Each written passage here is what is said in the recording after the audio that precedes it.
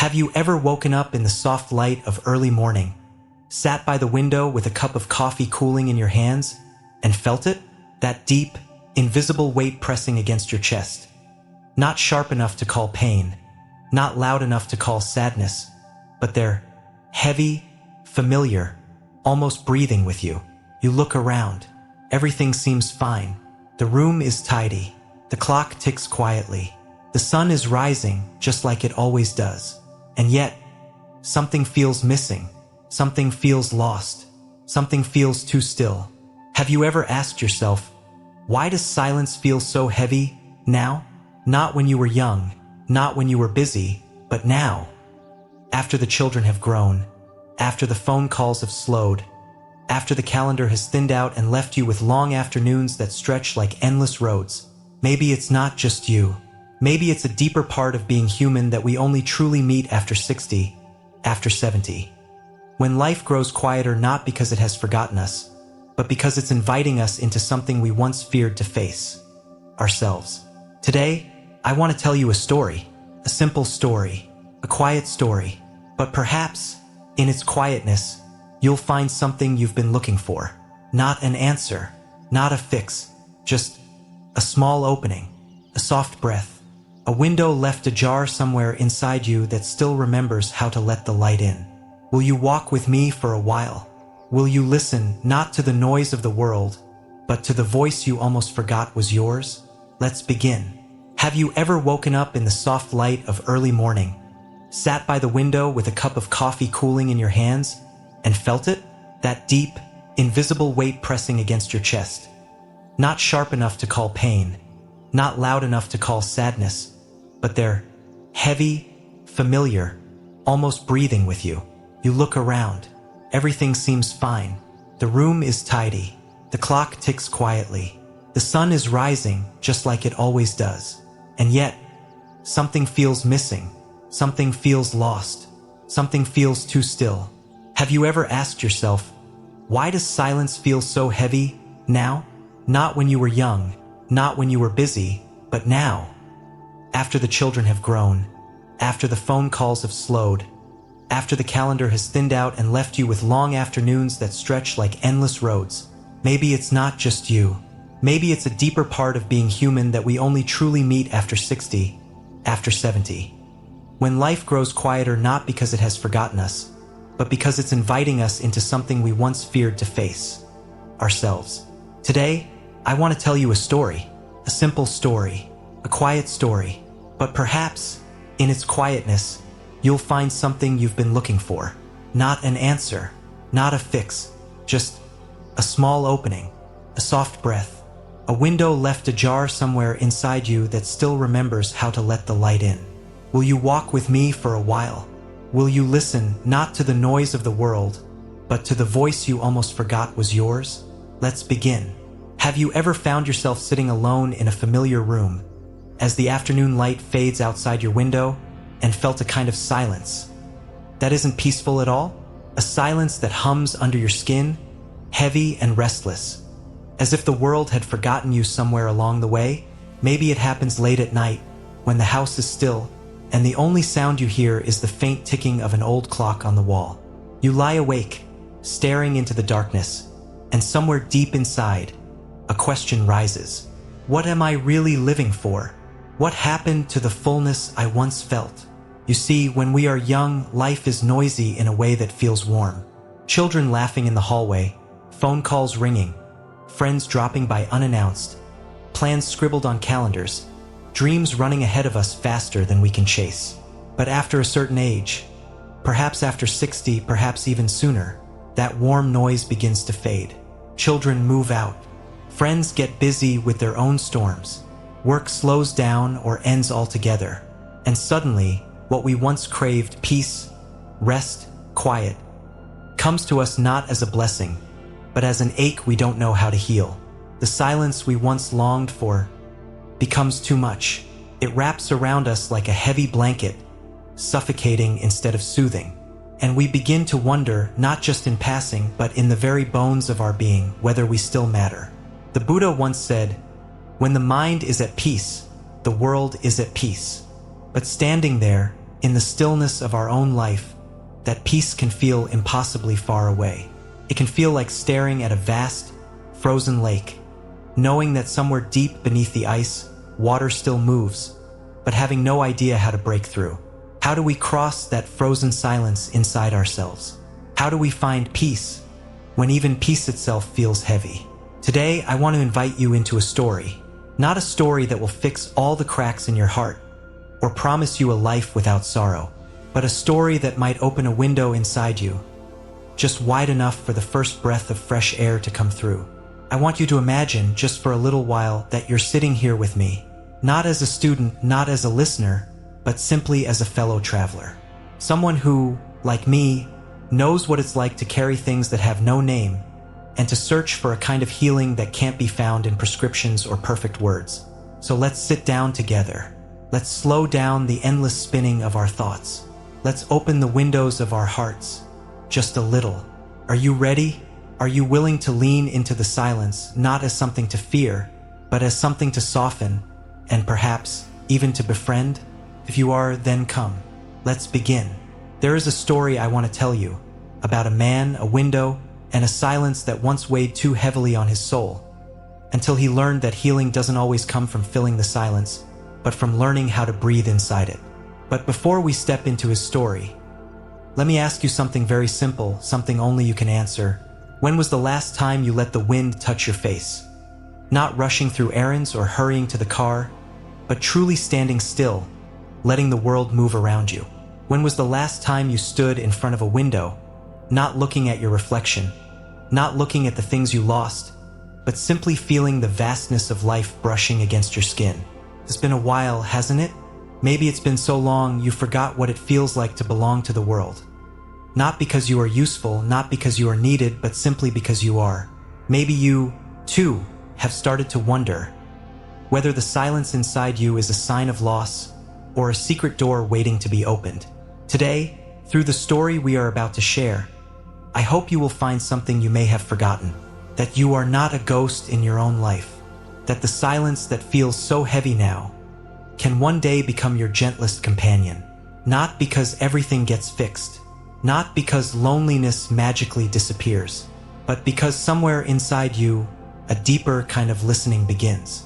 A listening that doesn't rush to fill the emptiness with noise.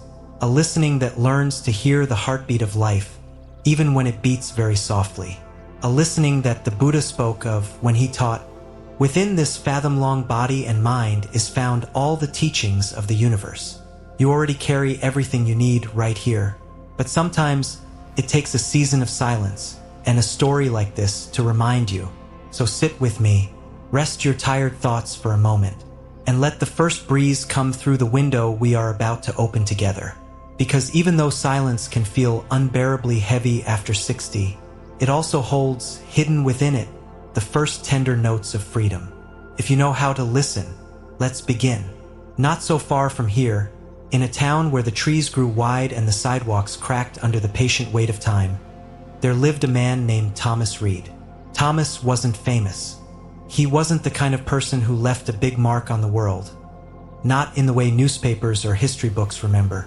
But if you had ever lived in that town, you would have known him. He was the man who fixed the squeaky door hinges at the library without being asked. The man who waved at every passing car, even when he didn't recognize the driver. The man who sat on the same wooden bench at the park every morning, rain or shine, feeding the sparrows from his pocket. Thomas was 73 years old the year the silence began to weigh heavier on him than ever before. He lived in a small brick house at the edge of town, the kind of house with peeling shutters, a stubborn garden, and a single large window facing east. That window was his pride. Every morning at dawn, Thomas would open it wide, no matter the season. He said it helped him remember that the world was still moving, even when he no longer felt he was. The neighbors knew him for that window. If you drove by early enough, you could count on seeing it open, the white curtains breathing in and out with the wind like the lungs of the house itself. Sometimes, when people asked why he never kept it closed, especially in the biting winter months, Thomas would just smile and say, "Some things you have to keep open, otherwise you forget." But there was something else about that window, something few people knew. You see, that window hadn't always been open. For a long time, a long, heavy stretch of years, it had stayed shut so tightly that even the light seemed afraid to enter. And behind that window, Thomas had carried a silence so deep, so tangled with grief, that even he had almost forgotten it was there. The truth is, we don't always notice when we close the windows of our hearts. It happens quietly, little by little. A disappointment here, a goodbye that came too soon, a dream that withered while we weren't looking. And one day, without meaning to, we find ourselves living behind glass, watching the world move on without us. Have you ever felt that way? Not just alone, but sealed away? Like the very air that once carried you forward had turned still and heavy around you? If you have, then you already understand something that Thomas learned painfully, slowly, over the years, that sometimes it's not the world that leaves us. It's we who close the window, and in closing it, we lose something we didn't even know was slipping through our fingers. The story of how Thomas's window was shut, and how it was opened again, is not a story of grand miracles or loud revelations. It's the kind of story that happens in small breaths, in quiet realizations, in moments when no one is watching. But before we reach the part where the wind comes through again, we have to walk carefully into the years when the air inside that little house grew so thick with silence, you could almost see it pressing against the walls. Thomas had once shared that house, not with a large family, but with someone who had made it feel fuller than any banquet hall, fuller than any crowded room. Her name was Eleanor. She was the kind of woman whose laugh could lift the corners of the darkest day, whose hands could make a garden bloom from the stubbornest earth, whose voice could turn an ordinary evening into something sacred just by reading a line of poetry aloud. They had married young, grown old together, made 1,000 small memories stitched into the fabric of daily life, the kinds of memories that don't announce themselves as precious until they're gone. For years, that window had been Eleanor's favorite place. She would sit there in the mornings, a cup of coffee steaming in her hands, the sunlight kissing her hair, humming songs Thomas had long since forgotten the names of. She said the world looked kinder through that window, softer somehow, and so Thomas had kept it open, not out of habit but out of love, until the day Eleanor's chair by the window sat empty, and no amount of sunlight could fill the hollow it left behind. It wasn't a sudden passing.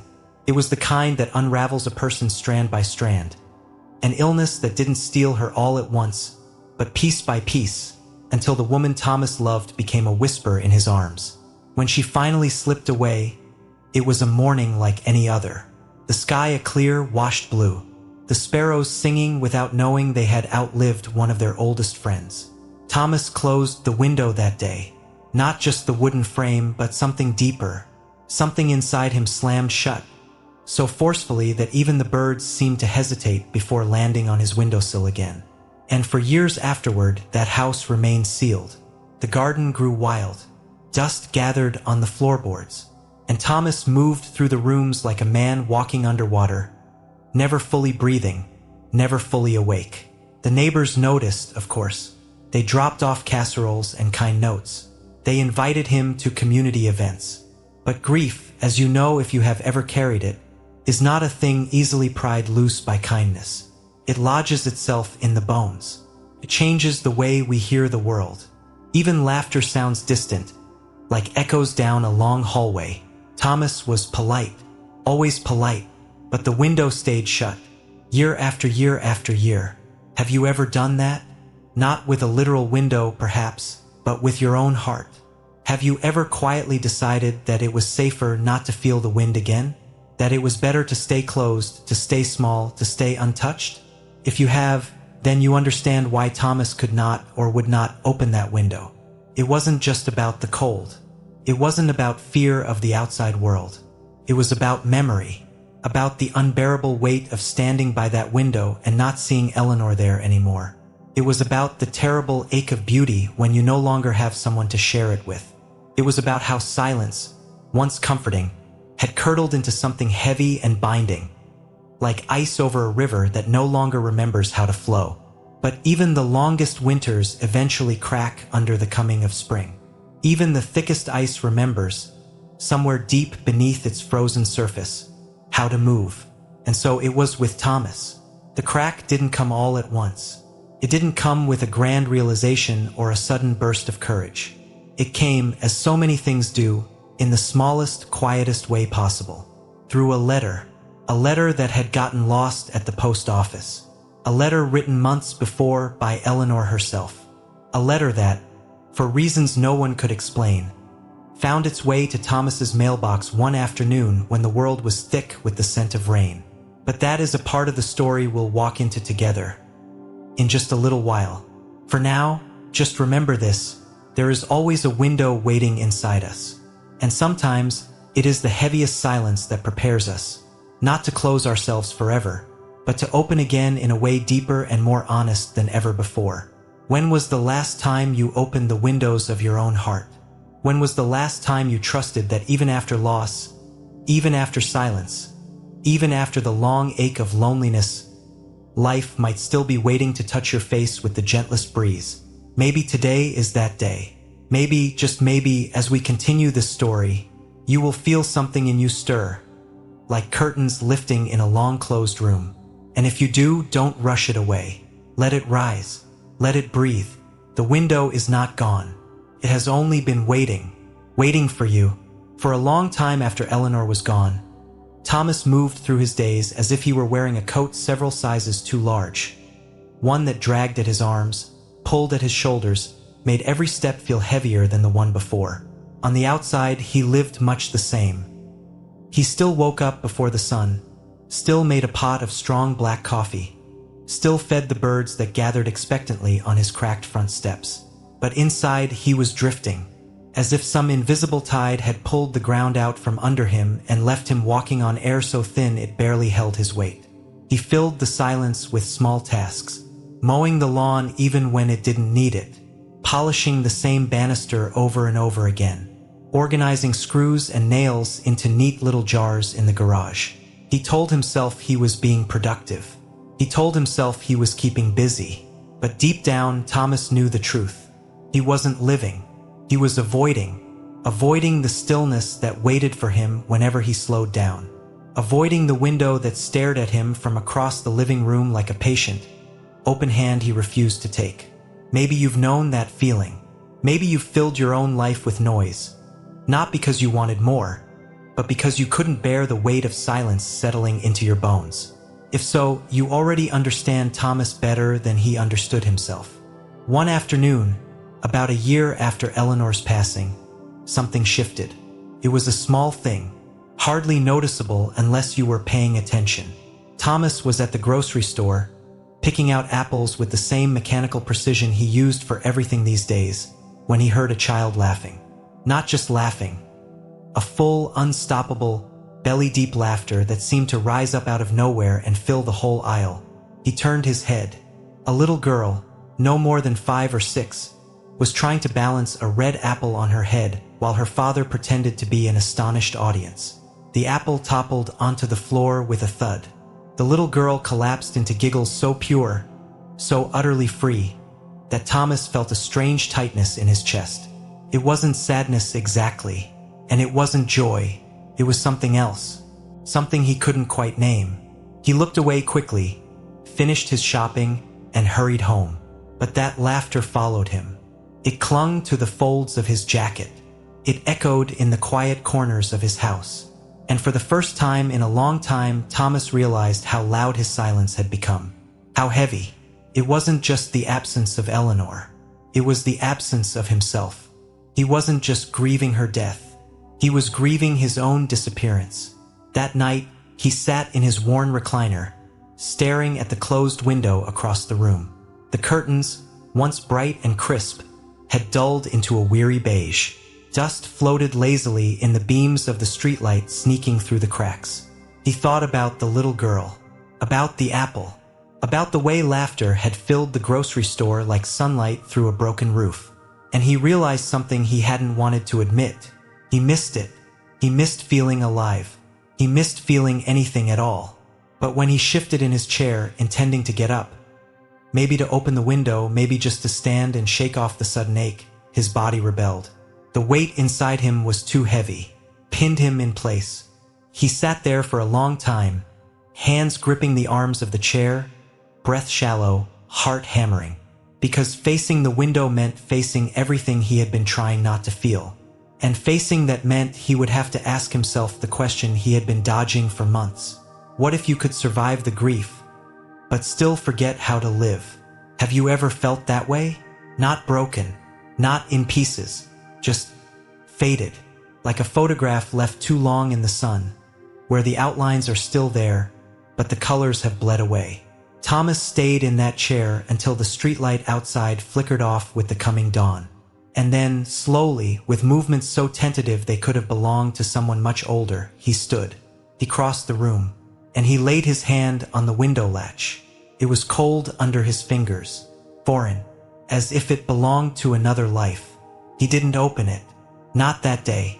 He just stood there, feeling the way his heartbeat echoed up through his fingertips, feeling how unfamiliar his own home had become. And yet, somehow, in that small act of standing by the window, something shifted. Not much, but enough. Enough to plant a seed of memory in his chest.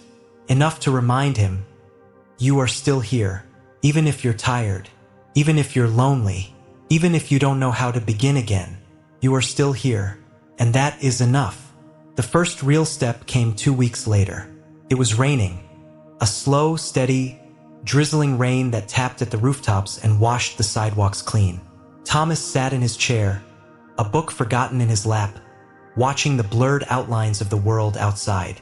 And then, almost without thinking, he rose, crossed the room again, and unlocked the window. It creaked, reluctant at first, like an old joint that hadn't moved in years. But it moved. He pushed it open a few inches, then a few more. The air that rushed in was damp and smelled of wet leaves and distant rivers. It wasn't a dramatic scent. It wasn't the kind of air that demanded notice. It was quiet, humble, like a hand reaching out, not to drag him anywhere, but simply to touch his shoulder and say, I'm still here. Thomas stood there for a long time, the rain misting in and cooling his skin. He closed his eyes, and for the first time in more than a year, he took a deep breath. Not the shallow, survival kind of breath, a real one, a breath that reached down into the soles of his feet and reminded him, you are alive. You are still capable of feeling. You have not disappeared, even if you thought you had. He didn't cry, not yet, but the tightness in his chest loosened a little, the way a knot slips under the right touch. When he finally moved away from the window, he didn't close it again. He left it open, just a crack, just enough for the air to come and go as it pleased. The next morning, he found a small puddle on the wooden floor beneath the window, a stain where the rain had crept in during the night. Years ago, Thomas would have rushed to wipe it up, muttering about the damage, the mess. But this time, he smiled. Felt good, somehow. Good to know that the world could still enter his life. Good to know that he had let it. Later that week, Thomas found something he hadn't seen in years. A worn notebook tucked into a drawer, filled with sketches Eleanor had made in her last months. Mostly simple things. The tree outside their bedroom window. The curve of the sidewalk leading to the library. A mug on the table, steam curling into the morning air. On the very last page, there was a sketch of the open window. And beneath it, in Eleanor's looping handwriting, were the words, "Don't forget to let the world in." Thomas traced the letters with a trembling finger. And this time, the tears came. They weren't angry tears, or desperate ones. They were the kind that leave you lighter after they fall. The kind that carry grief out of your body the way a river carries leaves downstream. Gently, insistently, without ever asking your permission. And in that moment, Thomas understood something he hadn't before. Eleanor wasn't trapped in the house. She wasn't trapped in the silence. She was everywhere. In the rain. In the laughter of a child balancing an apple. In the cool breath of morning that slipped through a crack in the window. She wasn't gone. She had simply become part of the world. And the only thing he needed to do to find her again was to open the window. Have you ever wondered what might be waiting for you just beyond the windows you've kept closed? Not the big dramatic things, just the soft ones, the small mercies, the everyday miracles that we forget to look for when we're too busy holding our breath. Maybe today is the day you stand by your own window. Maybe you don't even need to open it yet. Maybe it's enough for now just to stand there, just to remember, just to believe that even after all you've lost, there is still air enough to breathe, still sky enough to lift your eyes to, still life enough to call you gently back home. The real turning point didn't come on a bright morning or under the hopeful blush of a sunset. It came on an ordinary Tuesday. Gray sky, soft drizzle. The kind of day when the world feels wrapped in a thin, damp blanket of silence. Thomas woke up feeling the familiar weight pressing on his chest again.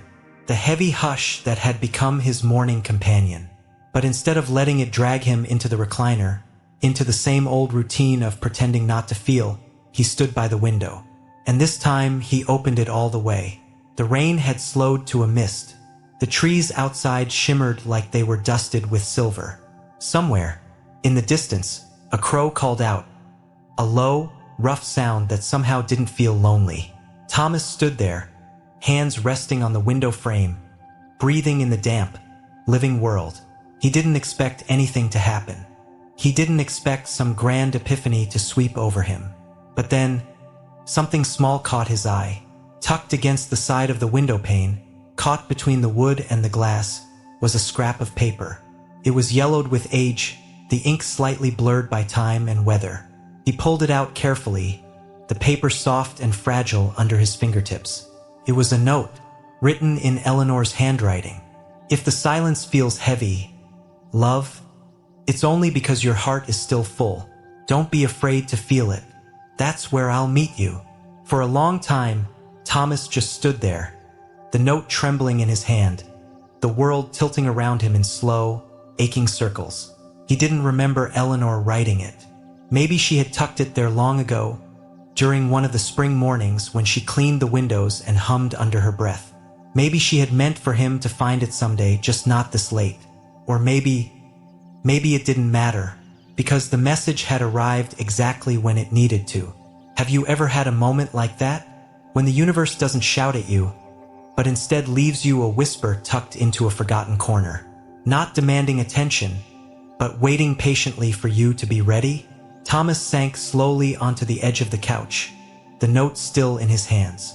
For the first time in months, he allowed the silence to wrap around him. Not like a shroud, but like a soft blanket. He realized the silence wasn't empty. It was full of memories, full of love that hadn't vanished, just changed shape, full of all the words they had spoken, and the ones they hadn't needed to. The heaviness he had been carrying wasn't a punishment. It was proof that he had loved deeply enough to feel this loss.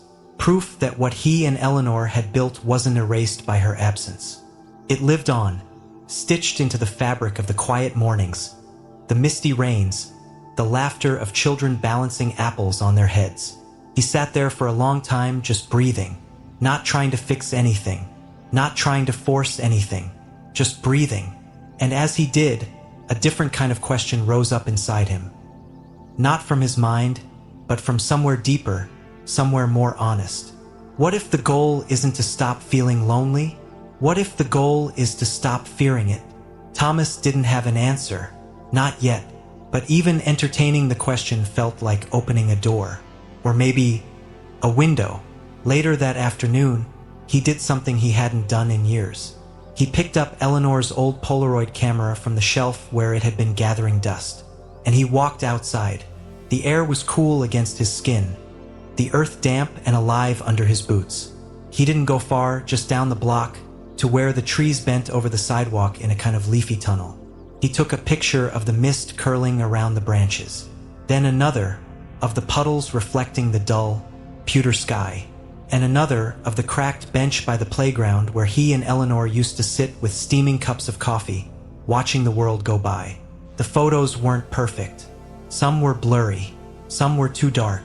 But Thomas didn't care, because for the first time in a long time he wasn't documenting loss.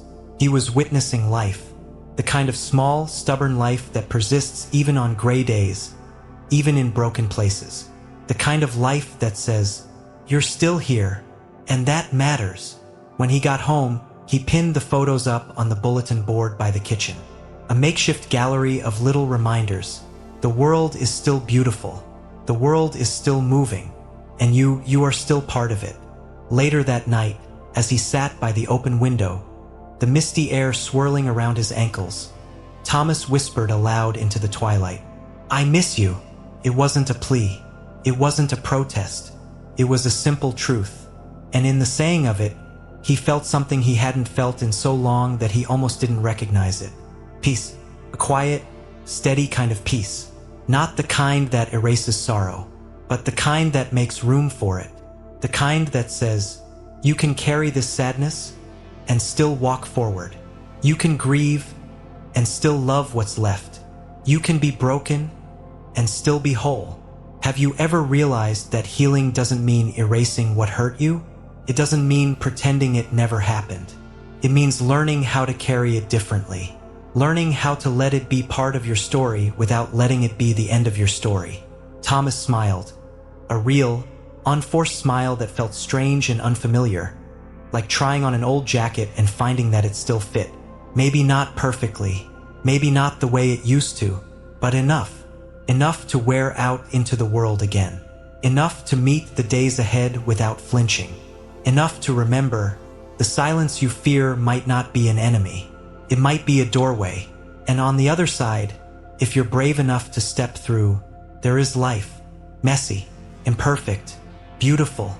Life that still wants you, still needs you. Life that waits with open hands and open windows.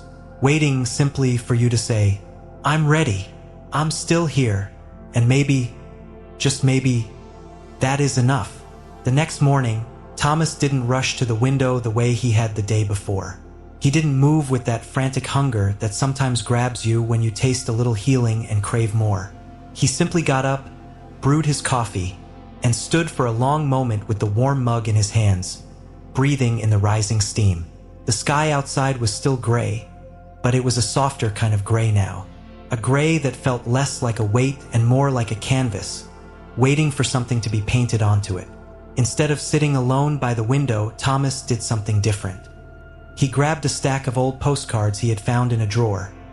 Postcards Eleanor had collected over the years from all the places they had wanted to visit together but never had, and he started writing. One card, one thought, one act of reaching out at a time. He wrote to his daughter in another state, thinking of you today. Hope the sun finds you. He wrote to an old friend he hadn't spoken to in 5 years. I miss our Sunday walks. Let's not wait for someday. He even wrote one to the neighbor he barely knew across the street. If you ever want to share a cup of coffee, my door and my window are open. Simple words. No heavy explanations. No grand declarations. Just small bridges thrown gently across the silent spaces between him and the world. He didn't expect responses. That wasn't the point. The act of sending them was its own kind of healing. Like casting seeds into a field. Not needing to see the flowers bloom, only trusting that some might, in their own time. Have you ever thought about how loneliness grows? Not just from isolation, but from the habit of staying silent when you most need to speak. Of waiting for someone else to make the first move? What if healing didn't mean waiting anymore? What if it simply meant reaching out, even if your hand still trembled a little? That afternoon, Thomas took a walk. Not to chase anything, not to escape anything. Just to walk. The sidewalks were damp, and the trees had begun shedding the first hints of fall. A yellow leaf here, a rusty orange one there. He let his steps be slow, unhurried, like he was learning how to inhabit the world again without armor. At the corner near the old post office, he saw something that made him stop. A little boy, maybe 5 or 6 years old, was struggling to carry a paper bag almost as big as himself, his arms wrapped awkwardly around it, the contents threatening to spill out. Without thinking, Thomas stepped forward. Here, he said gently. Let me help you. The boy looked up, startled at first, but then handed over the bag with a shy smile. His mother, a few paces behind, mouthed a silent thank you. It was such a small thing, barely a blip in the river of the day. But Thomas felt it land inside him like a warm stone dropped into a cold pond, rippling outward. Connection doesn't always arrive in grand gestures. Sometimes it arrives in a quiet handoff at a street corner. Sometimes it's in the nod of acknowledgement between strangers. Sometimes it's just the simple act of saying, "I see you. You're not invisible." The next few weeks passed in a gentle rhythm. Thomas didn't force anything. He still had days where the silence pressed a little heavier. He still missed Eleanor with an ache that sometimes caught him off guard. But he no longer treated the loneliness like a monster to be fought. He treated it like weather, real, shifting, inevitable. Some mornings brought clearer skies. Some didn't. Either way, he opened the window, and bit by bit, life began to answer him. One afternoon, he found a small envelope tucked into his mailbox. Inside was a postcard he had sent weeks earlier. To that neighbor across the street, returned with a short, simple note. "Coffee sounds good. Wednesday." Thomas smiled to himself, the smile of someone who knows he is not winning or losing, but simply living. At the grocery store, the cashier, a young man with tattoos curling up his arms, recognized him from his daily walks and struck up a conversation about photography. Thomas ended up giving the young man Eleanor's old Polaroid, feeling a strange joy at passing it on, like handing over a torch he had carried long enough. At the library, a woman his age asked if he could help her reach a book on a high shelf. They laughed about how getting older made you creative about finding solutions. They ended up sitting outside afterward, sipping coffee from flimsy paper cups, talking about nothing and everything. Each of these moments was small. Individually, they might have seemed insignificant, but together, they wove a net under Thomas's life. A quiet safety net made of kindness, presence, and willingness to meet life exactly as it was. Isn't that what healing really is? Not a sudden absence of sadness, not a sudden explosion of joy, but a willingness to stay open, to let the world in again, even if it hurts sometimes, even if you're afraid. The Buddha once said, "Thousands of candles can be lighted from a single candle, and the life of the candle will not be shortened." Thomas wasn't trying to light bonfires. He wasn't trying to fix the whole world. He was just trying to be one more small, steady light. Maybe you know the feeling. Maybe you, too, have sat in a silent room and wondered if anyone even remembers you're there. Maybe you've waited for the phone to ring, for the knock on the door, for some sign that you're still woven into the fabric of things. Maybe today you could be the one to send the postcard, to make the call, to wave first, to open the window, not because the loneliness is gone, but because you've decided it doesn't get to close you off from life. One day, as Thomas sat by the window, a cool breeze lifted the curtains. The world outside was alive with the quiet song of autumn, the crunch of leaves underfoot, the distant bark of a dog, the soft whoosh of wind in the trees. He closed his eyes and let the sound fill him. For the first time in a very long time, he realized he wasn't waiting for anything anymore. Not for the sadness to end. Not for some perfect day when he would feel whole again. He was already whole, exactly as he was, scars and all, silences and all. Maybe that's what Eleanor had meant in her note. If the silence feels heavy, it's only because your heart is still full.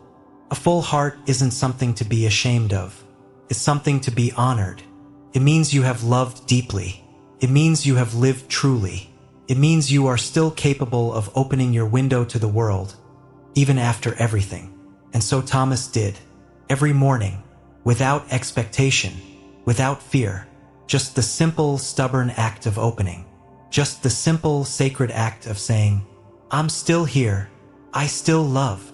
And that is enough.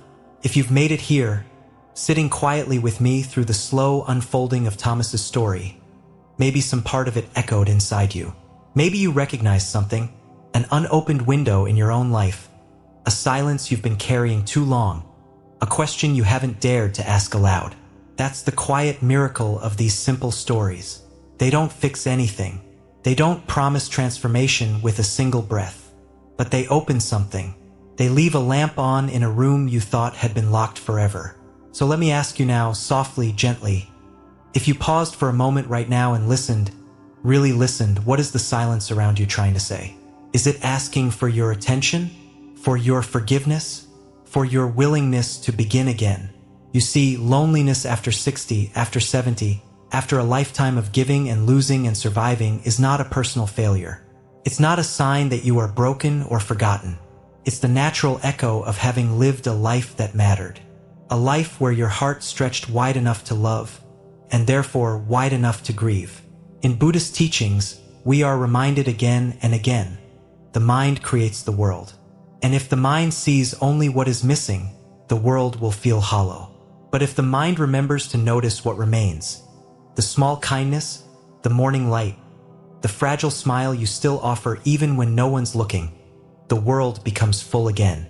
Not perfect, not painless, but full. What if you could believe just for today that you are not behind, that you are not invisible, that your life, exactly as it has unfolded, messy, cracked, unfinished, is still sacred beyond measure? There's an old Zen saying, sitting quietly, doing nothing, spring comes, and the grass grows by itself. You don't have to force your healing. You don't have to rush to fill the silences. You don't have to fix your heart before you let the world see it. You only have to sit by your own window, open your own hands, and allow the breeze of life to move through you again. And maybe, like Thomas, you start with something small. A note to a friend, a smile at a stranger, a walk down a familiar street where the trees are still changing, season after season, whether you notice or not. Or maybe you start with yourself, with a whispered promise you make as the sun rises tomorrow. I will not abandon myself, because even if the world grows quieter around you, even if the phone rings less often, the invitations slow down, the room's empty, you are still here.